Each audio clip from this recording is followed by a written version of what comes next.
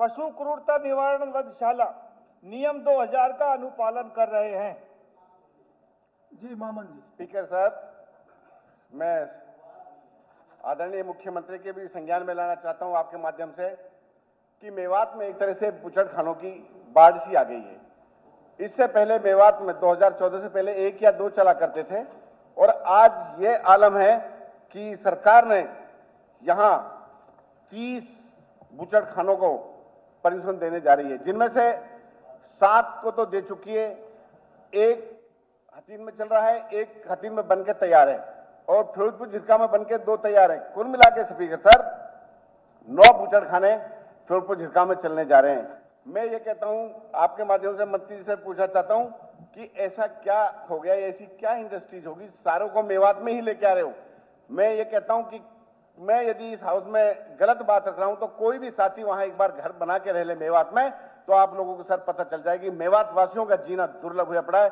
Sir 8-8 kilometre तक हम खा नहीं सकते, सो नहीं सकते, बैठ नहीं सकते, इतनी मक्खियां, इतनी मच्छर आते हैं कि सर जीना दुर्लभ हुआ पड़ा है पूरे मेवात वासियों को। और मेवात का सबसे ज्वलनशील मुद्दा बना हुआ है।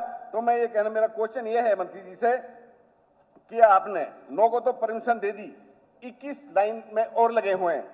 यदि यही हाल रहा तो जिस तरह से मेवात में बीमारियां फैल रही हैं, और इसके लिए सीधे सीधे मैं किसको जिम्मेवार मानूं? मैं तो आदरणीय मुख्यमंत्री बैठे इन्हीं को कह सकता हूं कि सरकार जिम्मेवार है जो यहां लाइसेंस दे रही है। तो मैं सरकार से ये पूछना चाहता हूं कि पोल्यूशन डिपार्टमेंट ने जो इनको एनओसी दी हुई है, उसके क्या मापदंडों को ये क्यों नहीं अपना रहे जो बदबू बाहर आ रही है? और जो 21 हैं, मैं सरकार से ये भी मेरा क्वेश्चन है, इनके साथ साथ जब ये पोल्यूशन डिपार्टमेंट के नॉर्म्स को पूरा नहीं करते हैं तो इनके लाइसेंस को रद्द किया जाए। और जो 21 हैं सर, आने वाले फ्यूचर में उनको भी जो कंसर्न टू एस्टेब्लिश है उसको भी कैंसिल किया जाए। ये मेरी सरकार कब तक करेगी? अध्यक्ष महोदय, ये ठीक बात है कि तकरीबन हमारे इस 2014 के बाद 28 लाइसेंस एनओसी दिए गए, उनमें से 7 चल रहे हैं और बाकी की प्रक्रिया जारी है। लेकिन ये भी एक उद्योग है और जो जहां मांग करता है, यदि वो क्राइटेरिया पूरा करता है अध्यक्ष महोदय, तो उसको परमिशन देनी सरकार का दायित्व है। जनवरी 2025 से पहले इसका क्राइटेरिया कोई फिक्स नहीं था। अब हमने जो फिक्स किया है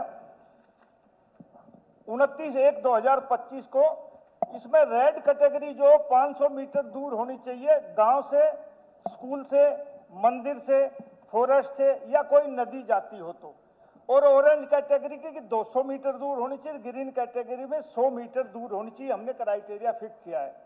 जहां तक इन बूचड़खानों का सवाल है अध्यक्ष महोदय, इनकी समय समय पर मॉनिटरिंग होती है और पिछले दिनों भी मामन खान जी ने एक सवाल लगाया था, उसके बनिस्बत हमने वहां टीम भेजी और टीम ने निरीक्षण किया।